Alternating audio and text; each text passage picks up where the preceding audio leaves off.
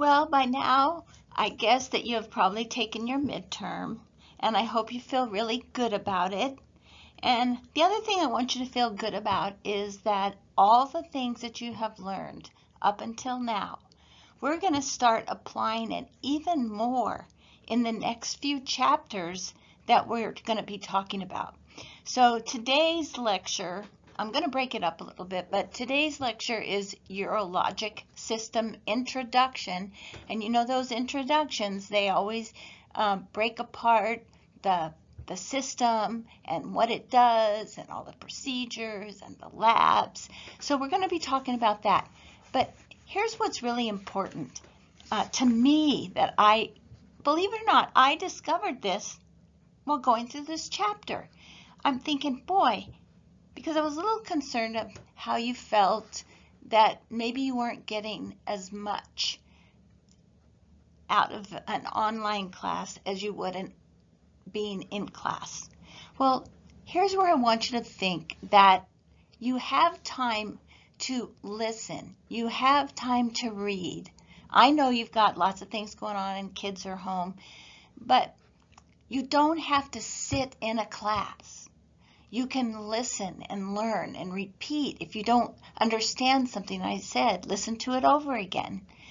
And as we move into this urologic system, we're going to talk about fluids. Now, we've talked about fluids before, how fluids affect the heart, how fluids affect our blood pressure, but now we're going to talk about how fluids affect our kidneys and how fluids affect our heart as well. We learned about that.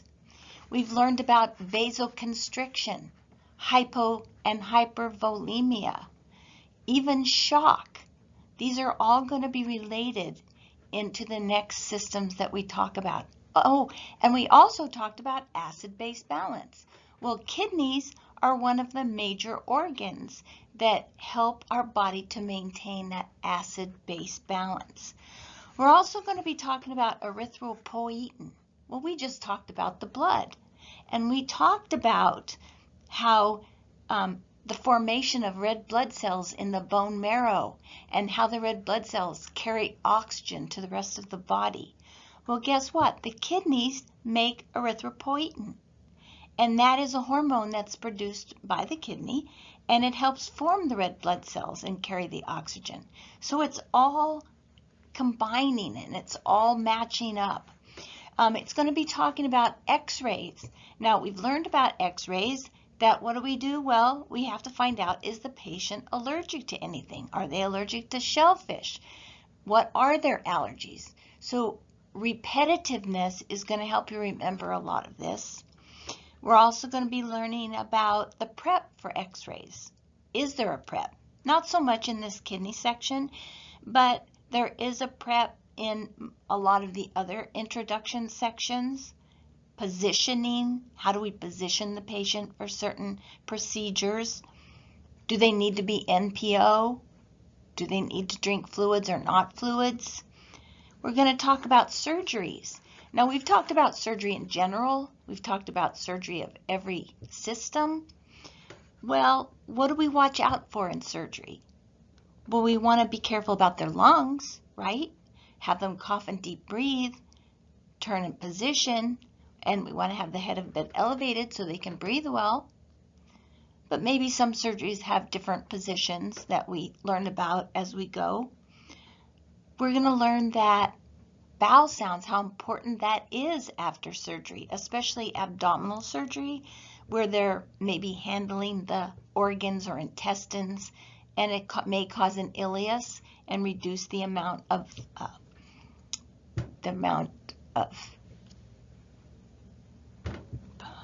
well, I just forgot my words there for a second. Anyway, it helps us, do they have bowel sounds or not? Also, after surgery, what do we look for? Well, infection. Infection at the wound or the site of surgery, infections at the IV site, and what are the signs and symptoms of infection? Pain, swelling, redness. These are ideas that we are going to be carrying throughout the rest of this mod. Also, patients' IVs. We learned about IV fluids. So what if they get too much fluid in their IVs? We learned about TPN, if they can't eat. We've learned about different size of needles and types of IV fluids. So all of these things are going to be tying together to give you a good education. So I really do want you to feel good about this. I think you're going to realize at the end, maybe, that you've learned a lot. So I'm going to be talking about Chapter 41, and I know I've got this up here. Notice it's yellow because it's urinary. But if you would go to the very last page of this, it's on page 811, and it gives the keynotes. Well, a lot of times keynotes in this book, they're not that important, or not that they're not important, but they don't give you a lot of clues as to what you really need to know. But boy, do I like these keynotes. So if you would read through these keynotes on Chapter 41, page 811, and I'm going to read them out loud because they're that important, because I'm going to repeat so that you can remember. So the urinary system eliminates metabolic wastes in urine, stimulates red blood cell production, and maintains fluid, electrolyte, and acid-base balance. Age-related changes in the urinary system include reduced ability to concentrate or dilute urine, nocturia, and decreased bladder capacity. To diagnose urologic disorders, the physician may order urine tests, blood tests, imaging procedures, endoscopic procedures or exams, and urodynamic studies. Now that's a new one, so we'll talk about that. It's essential that strict aseptic technique, now I know you know that, strict aseptic technique be followed when catheterization is necessary, because the procedure is the primary cause of health-associated infections, or HAIs. You learned about that. A patient may be catheterized after voiding to determine how much urine remains in the bladder. Now this is new. Less than 50 mL of residual urine is normal. I like this chapter because we can apply it to ourselves too. So that makes it interesting. We learn about how our bodies work. I love that. When a patient has a ureteral catheter or a nephrostomy tube, make certain it's draining freely to prevent urine from backing up and damaging the kidney. The capacity of the renal pelvis. Now this kidney is amazing. When I start telling you about the nephrons, it's just amazing. But the capacity of a renal pelvis is only 3 to 5 mLs. If irrigation of a ureteral catheter or nephrostomy is ordered, slowly instill no more than 5 mLs, because it can only hold 5 mLs or less as ordered of lukewarm, sterile, normal saline. Nephrectomy is the removal of the kidney for donation. So we're going to learn about donation of organs, or because of cancer. We've talked about cancer. Massive trauma or bleeding, severe chronic failure with infection, or polycystic kidney disease. Lithotripsy, there's a new word. I'm going to be giving you an assignment this time, and I think I'm going to put lithotripsy on there. Lithotripsy is a non-invasive procedure used to break up renal calculi, kidney stones. You know anybody who's had one? My daughter, when she was pregnant, got kidney stones, and that's not uncommon for a pregnant woman to get a kidney stone. They just can't do a lot about it because of the baby, so the mom kind of has to suffer through that. Pregnancy can be so tough, and that'll be a class that you'll have in 4th Mod. Surgical procedures that reroute the flow of urine are called urinary diversions. After urologic surgery, particular attention is given to urine output. So there's something important, urine output, how important that is. How important it is to measure the output in an hour and per kilogram, and how important it is to note the color and maybe even the odor. So many important things that we learn about the body. And here's another one, respirations. Well, this is the kidney section. What does that have to do with respirations? Well, acid-base balance. The two organs that help maintain our acid-base balance in our body are our lungs and our kidneys. And bowel function. We know how important that is. Drug classifications used to treat urinary tract infections include diuretics. We've talked about those, getting rid of extra fluid. Antihypertensive. We've talked about some of those medications. Phosphate binders, that's a new one. Hormones, vitamin and mineral supplements, and immunosuppressants. We've talked about those. I do believe there's even a little bit of talk about steroids, which we've talked about also. All right, so I just wanted you to go through those keynotes because I think they're really important to know, and they kind of point you to some of the things we're going to be talking about. So I'm going to go on to the next slide with some pictures. And I feel these are important because I want you to get a visual. So get that visual of where those kidneys are. The kidneys look like a kidney bean, don't they? You've got one on the right, one on the left. You've got arteries and veins going into the kidney, giving oxygen, taking away waste products. You've got ureters coming down from the kidneys, just look like long tubes. And they are muscular because just think, if you're lying flat in bed, how does the urine get from the kidney to the bladder? Well, something has to move it along, a little bit like peristalsis, because it's not all gravity. And it moves that into the bladder. Look at the shape of the bladder. And I'm going to call that a trigon as we go on. You'll be seeing a picture of that. It's the shape.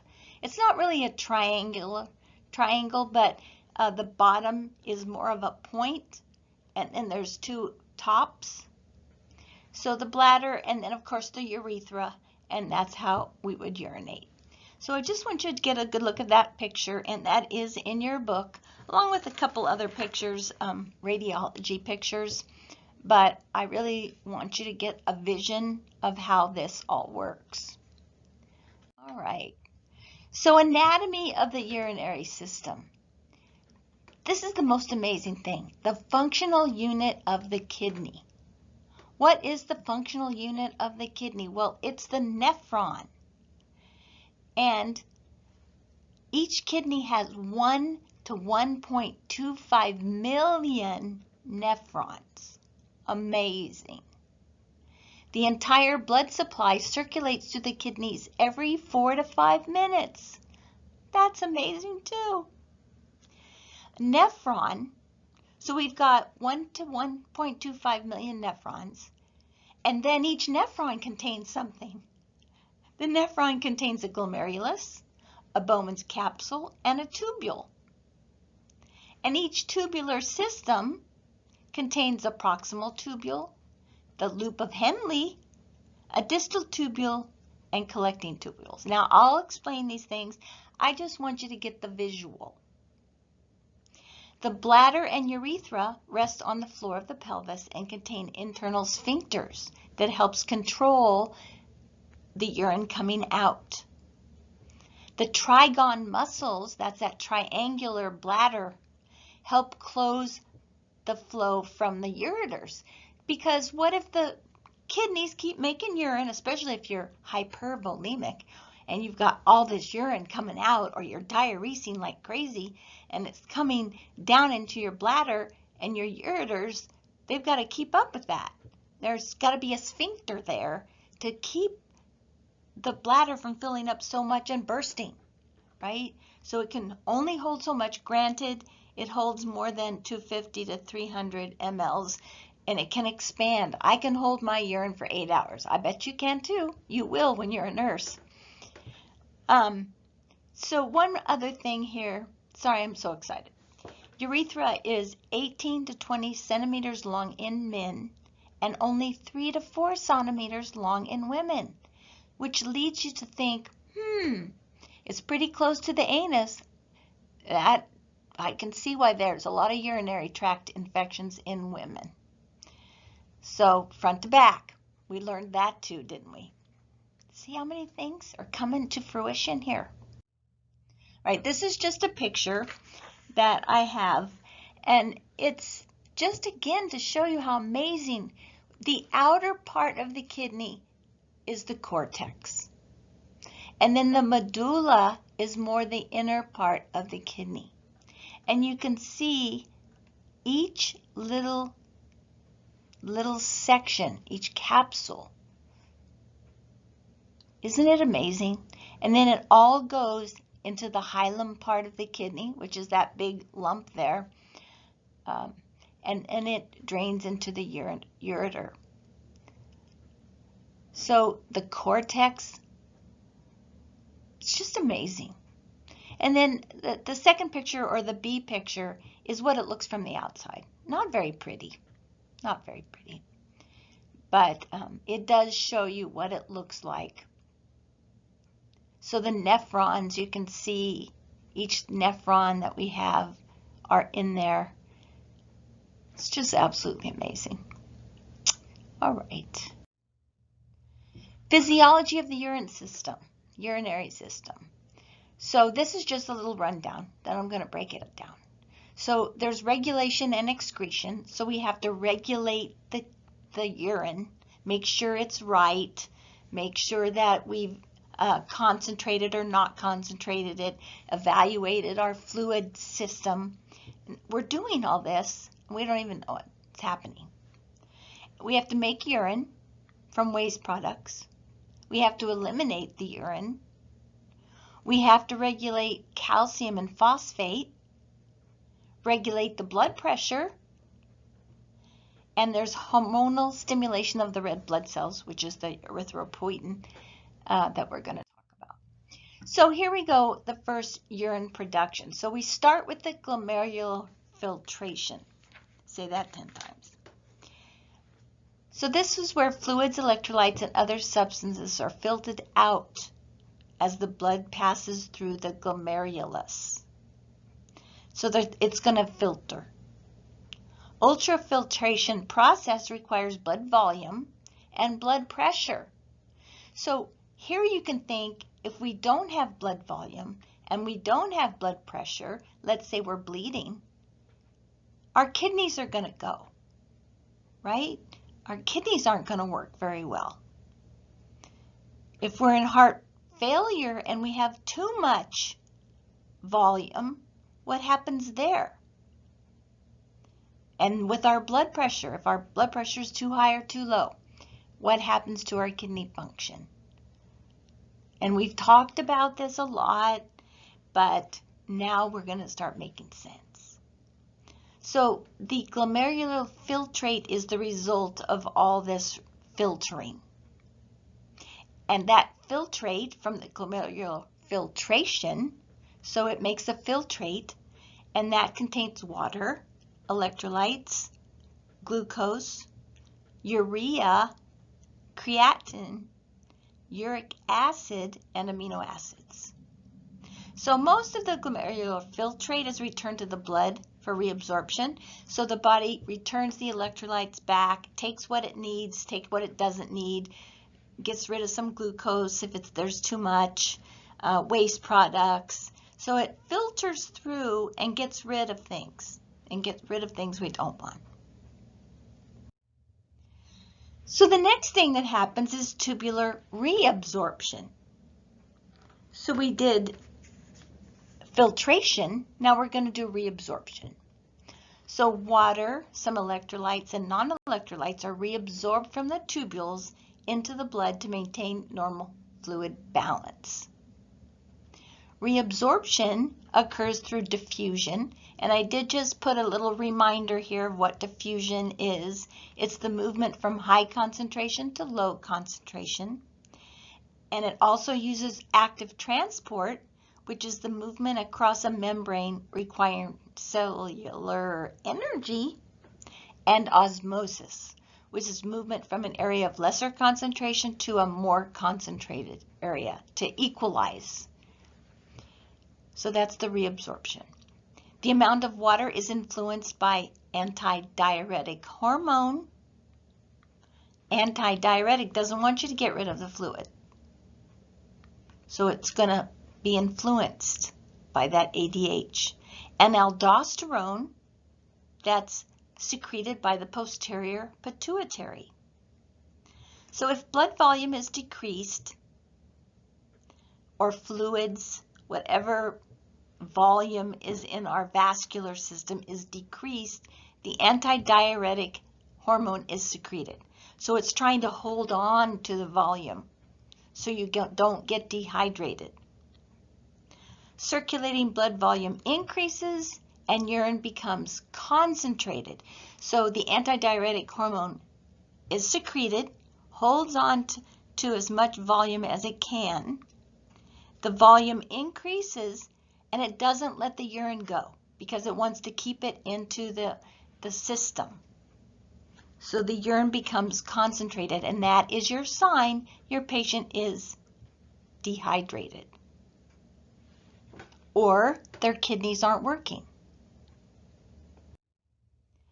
So the next thing that happens is tubular secretion. So potassium and hydrogen are secreted into the tubules from the blood. This secretion regulates potassium and is the basis for our acid-base balance. Remember, pH stands for hydrogen, that H stands for hydrogen, and if you see that the tubular secretion, potassium and hydrogen are secreted into the tubules. So it's helping to make our acid-base balance to maintain 4.6 to 8 of the urine. That's the urine. But 3.5 to 5 is the blood, right? Blood pH. So there's two different pHs now that you're learning about. One of the urine and one of the blood. So kidneys and lungs work together to maintain acid-base balance. And the way they do that is the lungs excrete CO2 and the kidneys balance with the hydrogen. The body normally excretes 1 to 2 liters of urine each day. So we need to drink 1 to 2 liters of urine every day. No, not of urine, of water, of water, so that we stay balanced. And we know that our urine output has to be 30 mLs an hour, or should be, in the perfect scenario, 30 mLs per hour. If the patient has a catheter, you can be really clear on that. Otherwise, you kind of have to go, well, in 4 hours, they made 250 mLs or 240 mLs, or in 8 hours, they made 240. That's 30 mLs an hour. All right, glucose and protein are present in blood. It's not unusual. Our glucose can be, up to 80, 90. If we have too much glucose, that's not good in our blood. It's also not good in our urine. We should not have glucose in our urine. And we should not have protein in our urine either. But it's good in our blood. Now, of note, here's something interesting. So protein, when it's in the urine, causes bubbles. So if you are excreting a lot of protein, as some kidney patients do. Now, I'm not talking about guys that when they urinate and they're standing at a higher level, they always make bubbles. And if you have an infection, you may see bubbles too, because maybe you have sugar or maybe you're spilling protein. There are some dietary diets that you are on where you want to spill, you want to get rid of the fat. But normally, let's just say, normally, glucose and protein are present in the blood but not in the urine. The presence of protein in urine indicates glomerular damage.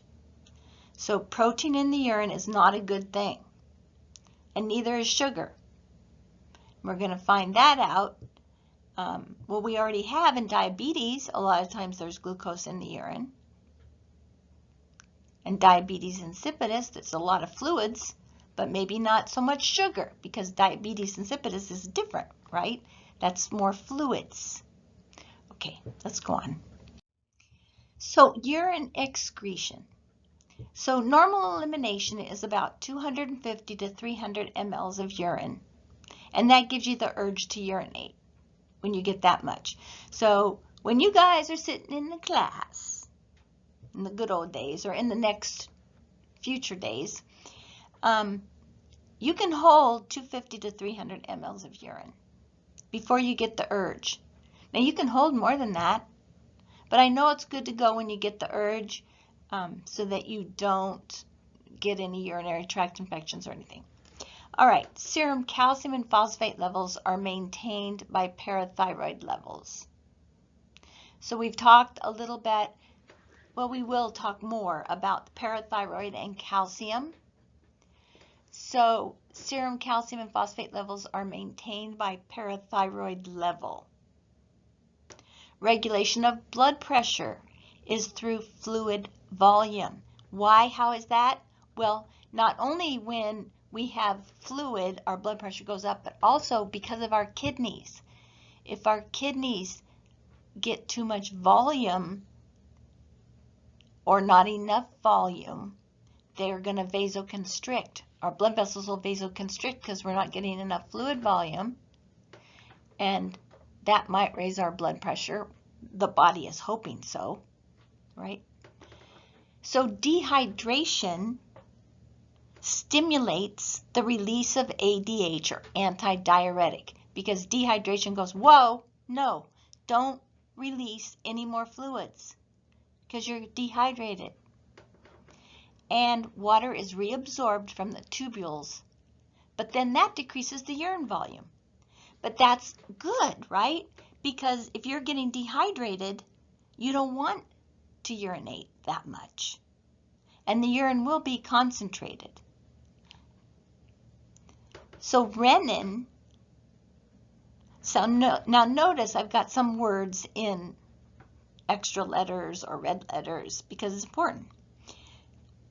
And not important necessarily that you're going to be tested, but it's important that you understand.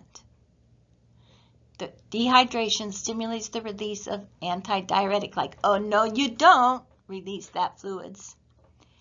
And so the water is reabsorbed from the tubules, decreasing the urine volume, so you can hold on to it so the kidneys can keep working.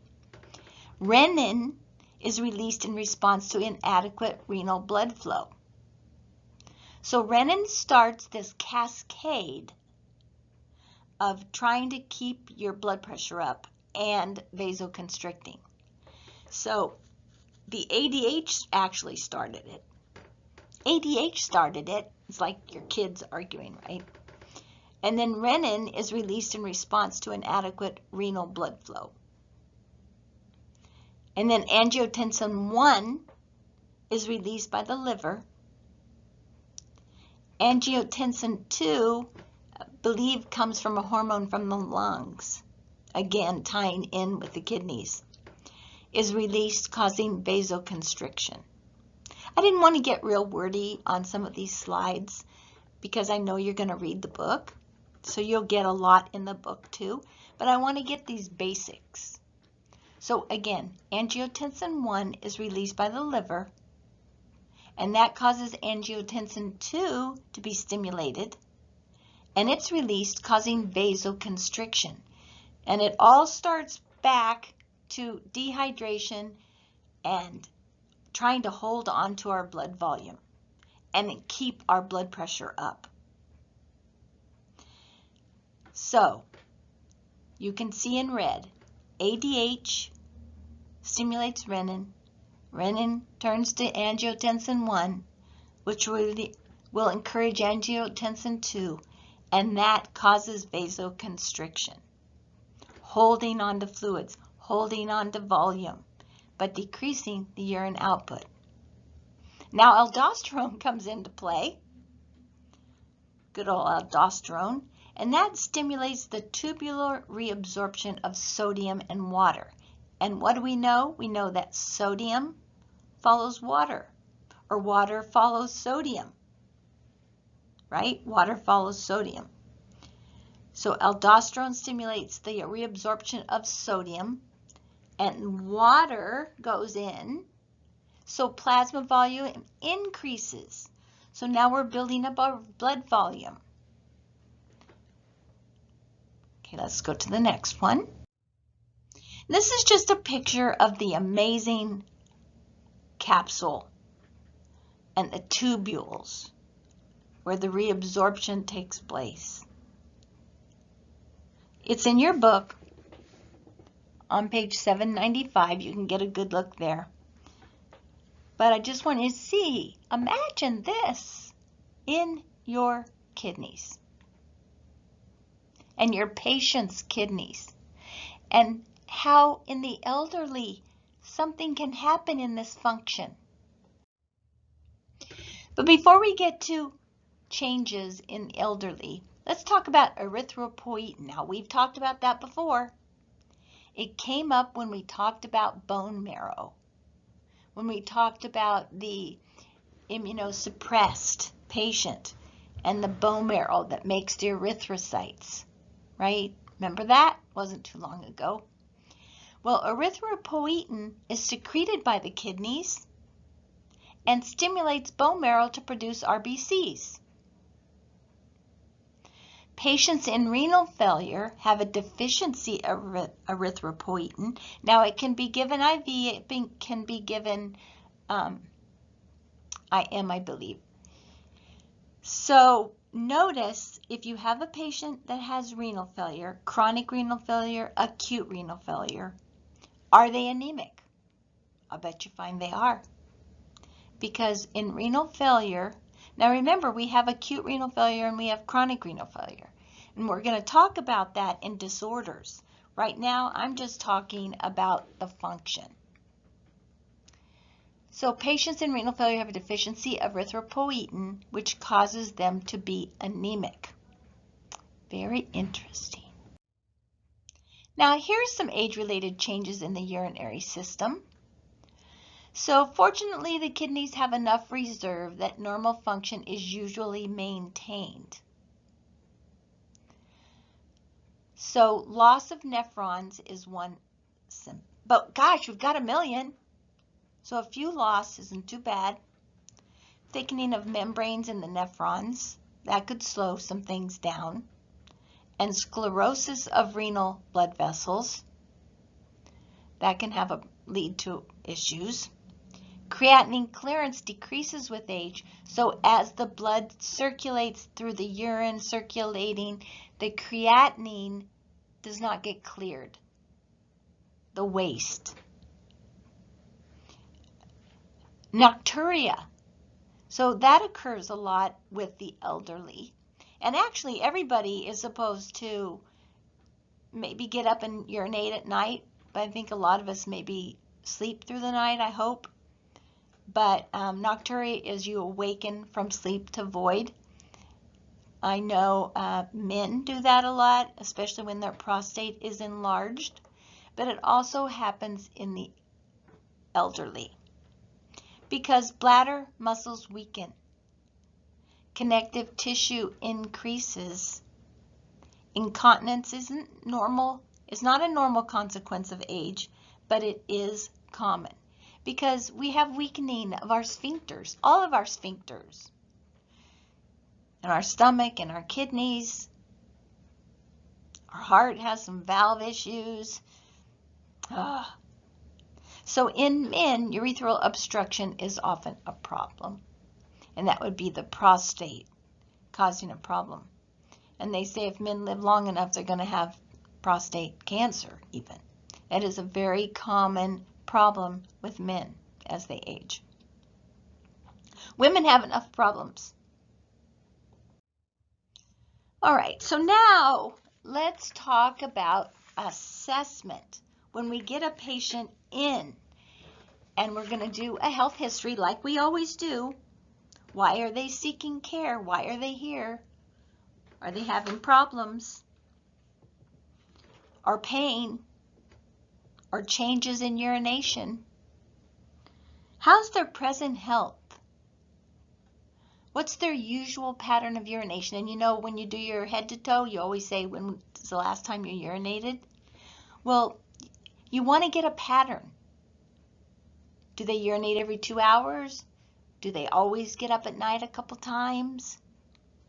Do they have polyuria? Now, I'm not going to tell you what these words mean because I'm going to give you that assignment. Polyuria, oliguria, anuria, hematuria, dysuria, stress incontinence, and urge incontinence. So, do they have any of those? You're going to have to ask and find out as part of their history. How about past health history? What's important there? Well, what kind of drugs do they do they take? Do they take herbs? Have they taken any nephrotoxic drugs like aminoglycosides and then toxic to the kidneys? We've talked about ototoxic drugs, which are also aminoglycosides, by the way. They can damage your ears, they can damage your kidneys. So that gentamicin can be a damage, but it can also be a lifesaver, right? It can save your life from a big infection. So on with the past health history. Documentation, guys. This is another thing that's going to keep popping up. You want to document all these things so that the next nurse knows, so that the care plan can reflect some needs of the patient. Family history. Is there any congenital problems? Is there a history of kidney cancer? Now, okay, I'm going to throw a story in. My husband had kidney cancer. It was a rare type of cancer. There's no chemo or radiation for it. The only thing they can do is hack it out. So he's had his kidney cut into 3 times. You think he's got a little damage there? Yes, he does. And we always check his creatinine. But basically, drink a lot of fluids, right? We want to always have our patients drink fluids. I want my husband to drink fluids, which he doesn't do a very good job. But we know how important it is. But that, I guess here my point is that cancer runs in families. His brother had it, he had it, are our kids going to have it? It's important to find out when you're talking with your patient. The review of systems. So we want to talk about, and you want to go through head to toe, listen to their lungs. Is there fluid there? How do their lungs sound? Remember, we're tying everything we learned now. We're looking at their skin turgor. Are they dehydrated? Do they have hydration?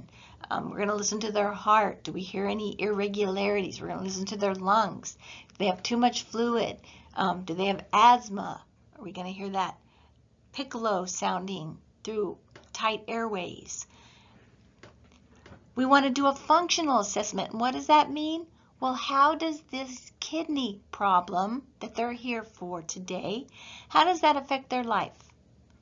Well, if they have to get up and pee every 2 hours, excuse me for saying pee, micturate, urinate, how does this affect their life?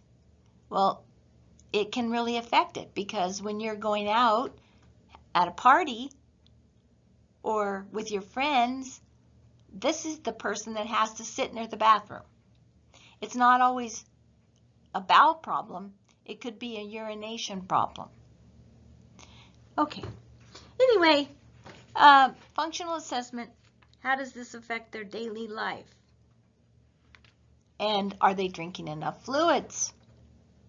So that physical exam, as I was saying, evaluate their skin turgor for dehydration or edema. Is there tenting? Is there edema or swelling? And in the renal assessment, there's one thing you're going to look for, and that's periorbital edema. Now that's important to know about, because periorbital edema may suggest fluid retention. Okay, well normally you see it in legs, don't you? That's what we've learned about so far. But now in the kidneys, periorbital edema is very significant. It seems to concentrate around the eyes. And again, when you're looking at your patients, you might check that out. Do they have periorbital edema? Are their mucous membranes dry or moist? Okay. So some diagnostic tests and procedures. Now, you know this chapter is going to be famous here for boxes and tables. So I'll just start talking here. Urine tests. Any urine test, check for color. Right? What color is the urine? Is it tea color? Is it amber? Is it yellow? Is it clear? Is it cloudy? And then there's a microscopic exam that checks for electrolytes and osmolarity. What is osmolarity? Well, in your book, it describes it. I'm just going to put in my own words, actually. It's kind of like the weight of the urine. It has a lot in it, so it's heavier. The osmolarity is heavier. Chemical exam and assess electrolytes and osmolarity or concentration of the urine determines the ability of the kidneys to excrete urine. All right, BUN. So I say see table 41.1 because it talks about the bun.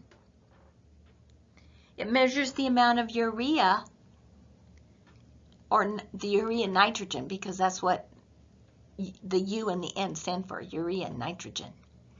So the kidney's ability to excrete the urea nitrogen, that's the bun.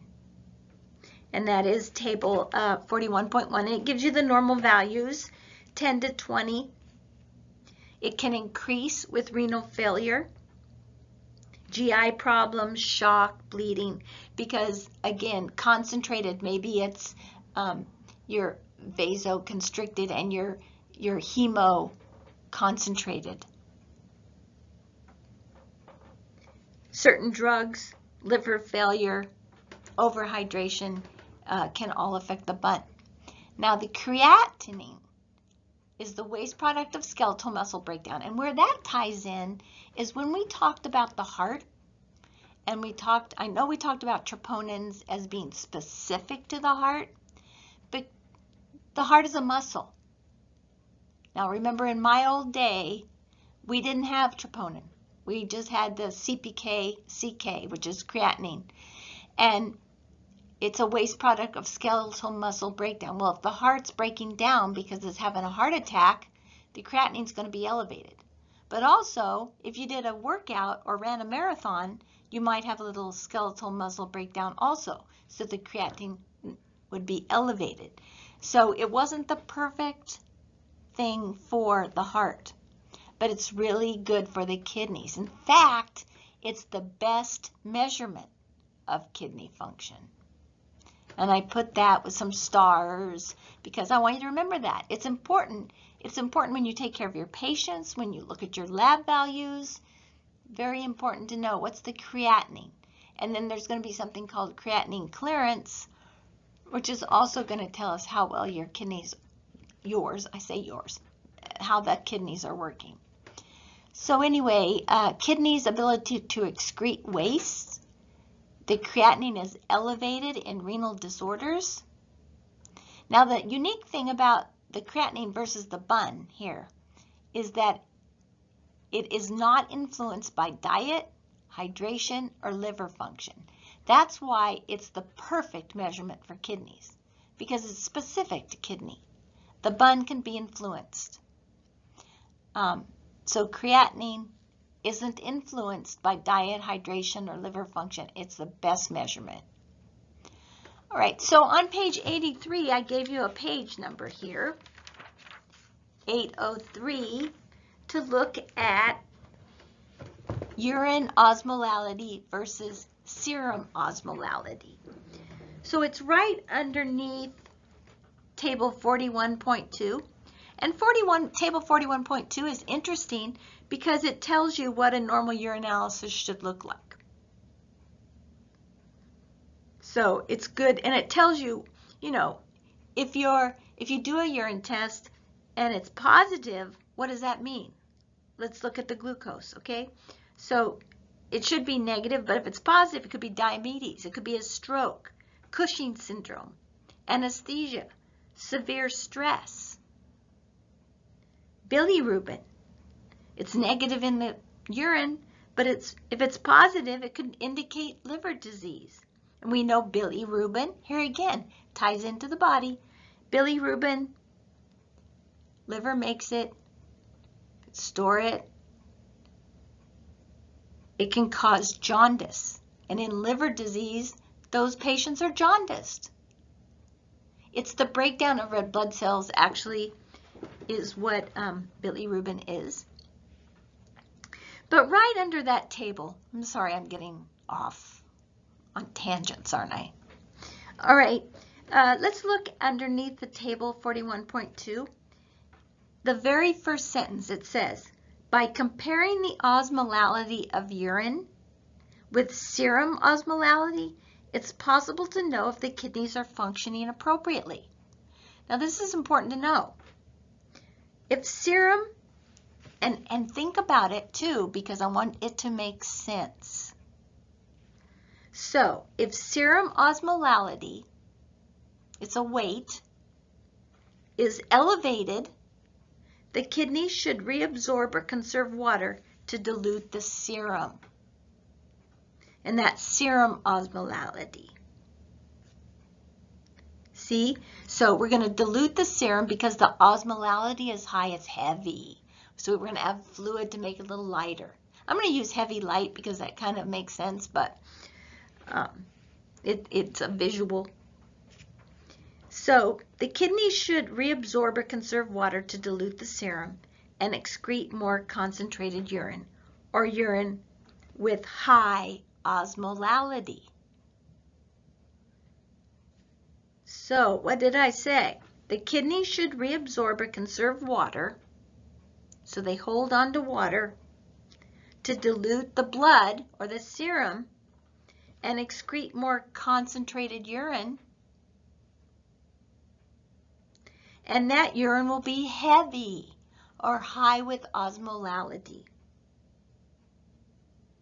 So if serum osmolality is low or very light, the urine is dilute.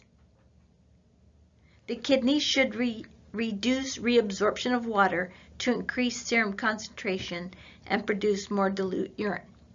Okay, so just remember, serum osmolality, the kidneys hold water to dilute that serum because it's too heavy. If the serum osmolarity is low, kidneys should reduce the reabsorption of water so they can let the water go because the serum osmolality is light and low.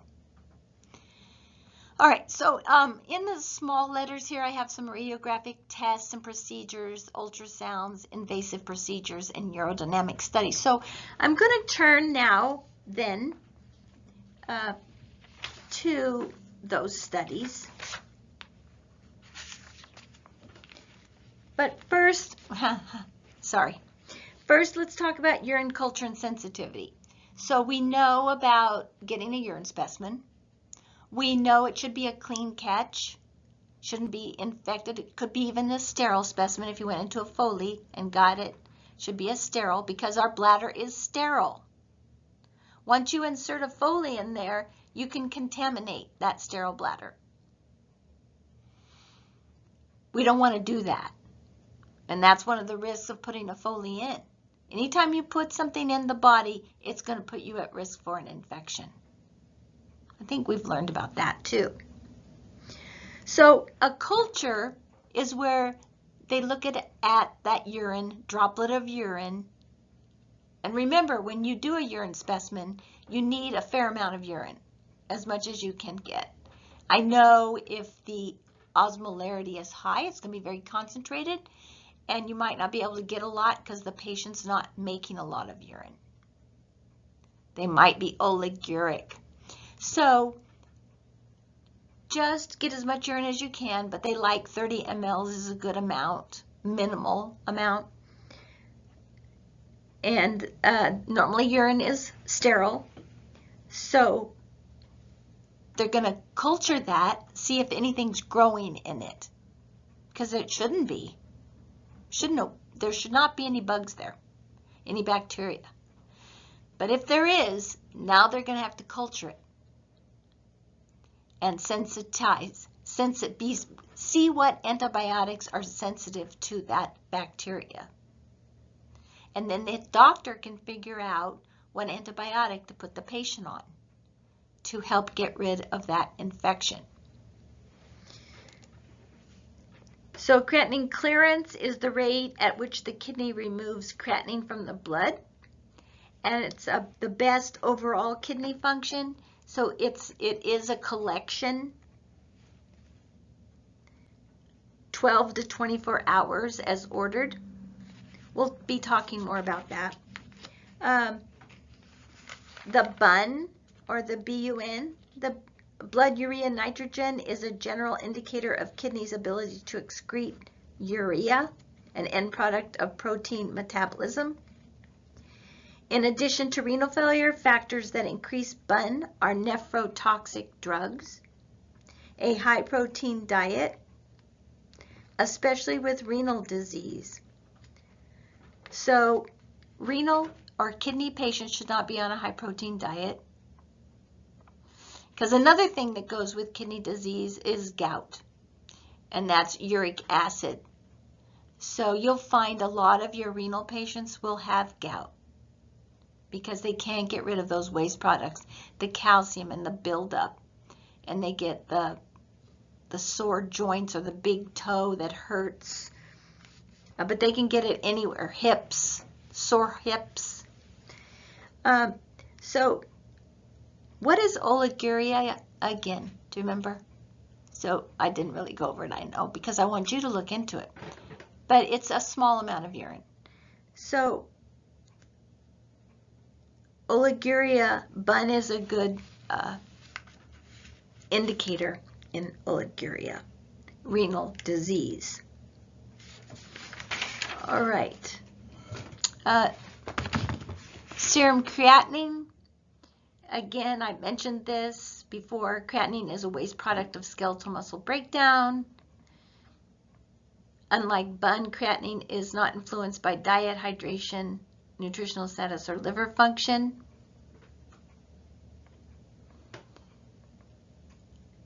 And then serum electrolytes, and this is serum, so that's blood, right? And now we get into the x-rays.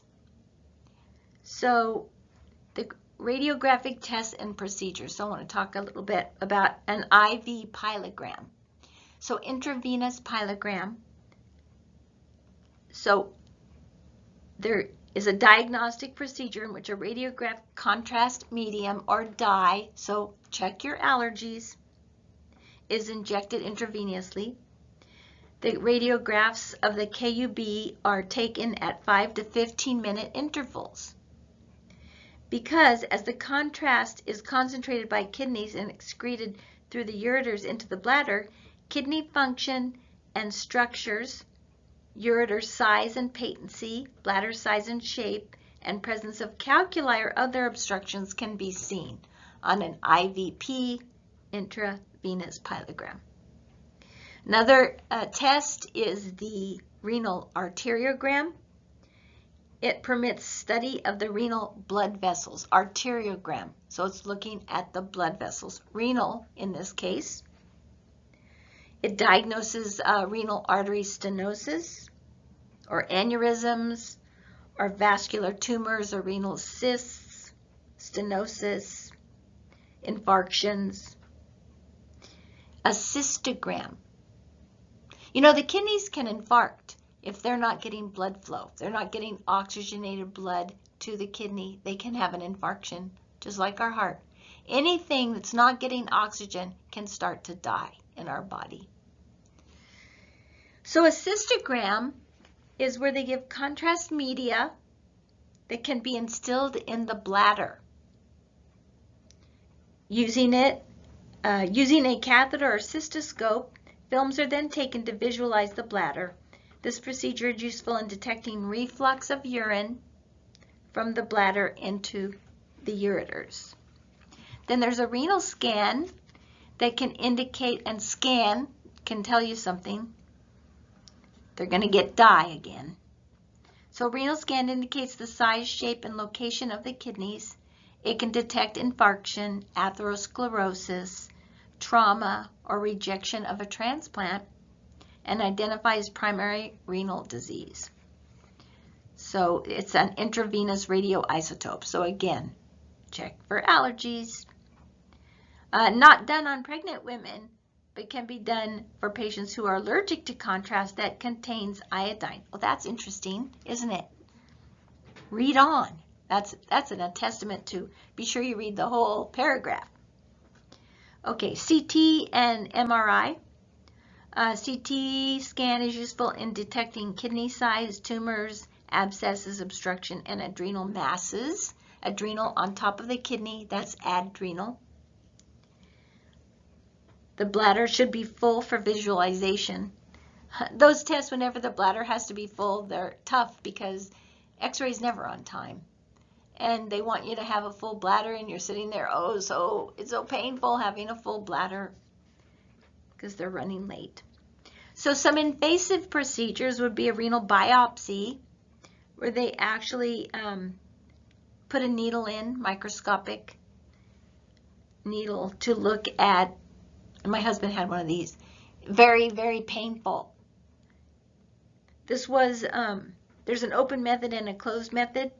He had the closed procedure where they put a needle in between the ribs into the kidney. It's usually guided by ultrasound so they can be sure that they don't hit the wrong thing.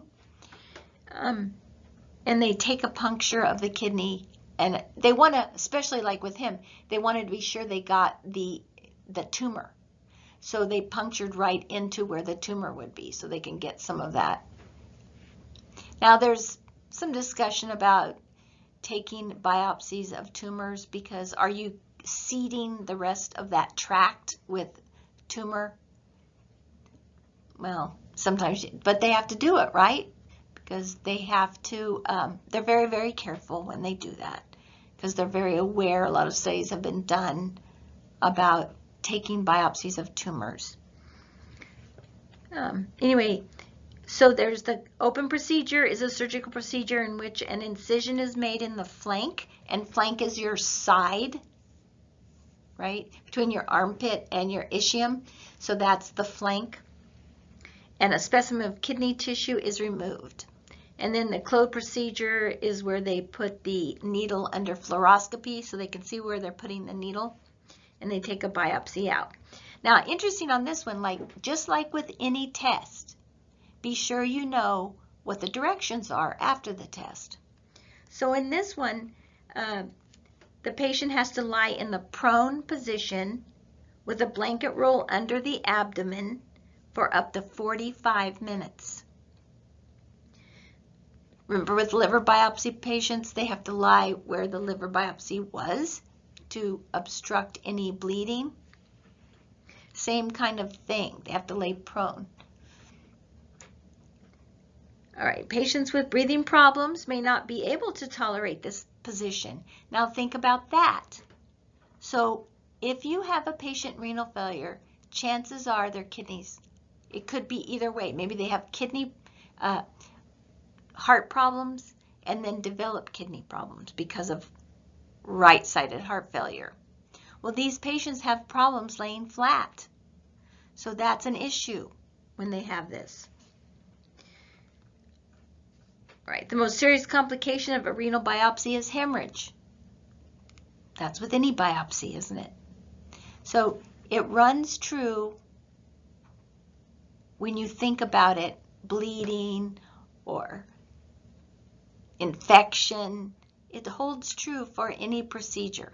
Watch out for those things. Cystoscopy is the direct visualization of the interior of the urethra.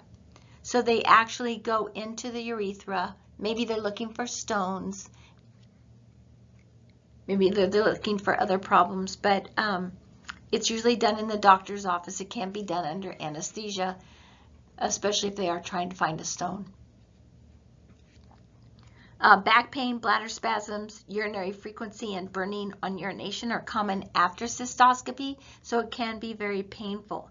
So that's important to know if your patient goes for that. They might be in a lot of pain. Urodynamic studies are performed to determine the physiology of urination. They assess innervation of the bladder, incontinence, and other variations in urinary patterns. So they measure the rate and volume of urine flow during voiding. Are you emptying the bladder? And then there's cystogram and voiding cystourethograms. There's a cystometrogram used to evaluate bladder tone in the patient with incontinence or with a neurogenic bladder. Then there's some common therapeutic measures. Now I'm going to go on to the next slide here. So catheterization is an introduction of a catheter into the bladder for draining. Inserted when patients are unable to void due to anesthesia, maybe they just had surgery, paralysis, trauma, if they're unconscious for some reason that you don't know, surgeries. The major concern is bacteria in a sterile bladder. So that's why it's so important to do a catheterization as a sterile technique. We don't want to introduce bacteria in the bladder. Ureteral catheter.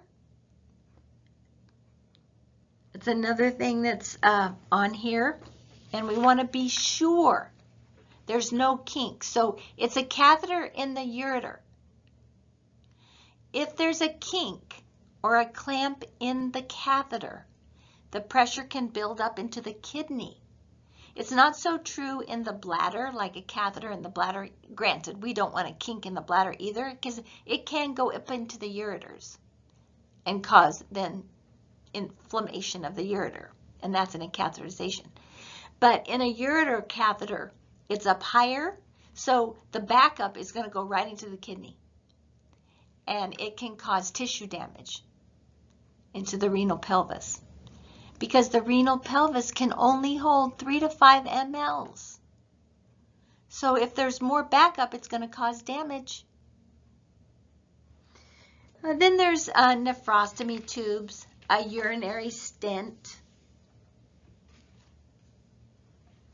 The nephrostomy tube, when a ureter is completely obstructed, the healthcare provider inserts a nephrostomy tube into the flank and through the flank into the kidney pelvis, and it's connected to a drainage system. Urinary stent, it's like with a cardiac stent, it's something to keep it open. So it's placed in a structure to give it support and allow fluid to flow through. So a stenosis would require a stent to open it up. Urologic surgery can be done on any part of the urinary tract. Nephrectomy is removal of the whole kidney because of cancer or major trauma or bleeding or chronic failure with infection or polycystic kidney disease. We'll be talking about some of these diseases in the next chapter, and I will be recording that next chapter in the next couple days, so you'll have it to look over the weekend. Just what you wanted to do. All right. Under this urologic surgery, it talks about lithotripsy. So lithotripsy is a non-invasive procedure used to break up calculi, stones, if they have a kidney stone. Lithotripsy will break that stone up into little tiny pieces, and then the patient will urinate that out. Now, that sounds easy, but it's not, because what if the little pieces of the stone are not so small? It's still going to hurt when it's either goes through a stent, goes through the ureter. It can be painful, or even then when you urinate it out, because it's just a little tube for a woman. The urethra is small, but if a stone's coming out, that can be painful. In a man, it's even more painful when that stone is urinated out. Now, they usually have a strain to strain out for those little pieces of the stone that they broke up in the lithotripsy. Cystectomy is where they remove the whole bladder. They don't really talk about it here, but patients who have smoking problems or have smoked their whole life, a lot of times get bladder cancer. Pre-op care includes a complete diagnostic workup to make sure they don't have other problems. Fluid status is evaluated, very important. So it's very important to evaluate fluids, urine, intake, output. Any imbalance needs to be corrected. After surgery, particular attention is given to urine output. Respirations. So respirations, well, not only are we checking for pneumonia, we want to cough and deep breathe because it's after surgery, but also that CO2 retention, our acid-base balance. And there it is again, bowel function. That's very important post-op. Output closely managed. Urine output less than 30 mL per hour should be reported to the healthcare provider. Flank or abdominal incisions cause pain on deep breathing. So splinting is a good thing as far as nursing care for patients that have surgery there. Auscultate the lungs, check the breath sounds, make sure they're taking deep breaths. We want to check for fluid. Urologic surgery often involves manipulation of the bowel, which is why they could get the paralytic ileus, which is why the bowel sounds are so important. Drug therapy. Some are available to treat urinary tract infections. So when we do the CNS culture and sensitivity, we would find out what kind of antibiotic they need to be on. But also other things, diuretics, where they pee a lot. Antihypertensives, now we know it's related to kidney too. Phosphate binders, those are going to be related. The PO4, we're going to talk a little bit about that. Phosphogel is usually given to renal failure patients. Also, I want you to note the complementary and alternative therapies on page 806 if you're following with me in your book. Herbal remedies, like medications, can be harmful to the kidney. For example, aloe, that's interesting. There was a time there it was popular to drink aloe juice. Maybe some people still do, I don't know. I put it on burns, but. So aloe can cause nephritis, ephedra. Now, what's ephedra? It says here, ma wang. Well, that's an herb you can buy in the store. It's also, ephedra is kind of like Sudafed. So it's speedy. It makes you a little hyper, which might make you have a higher blood pressure, which can affect your kidneys.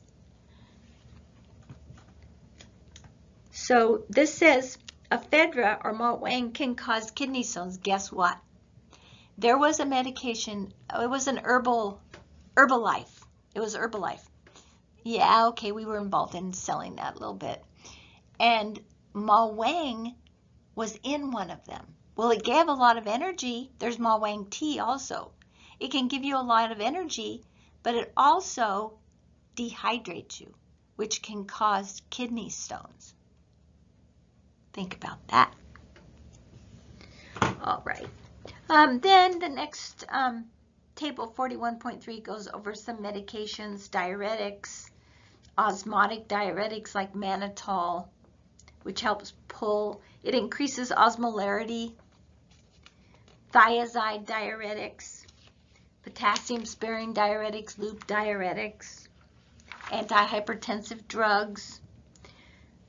So we will probably be referring back to this table in the next chapter.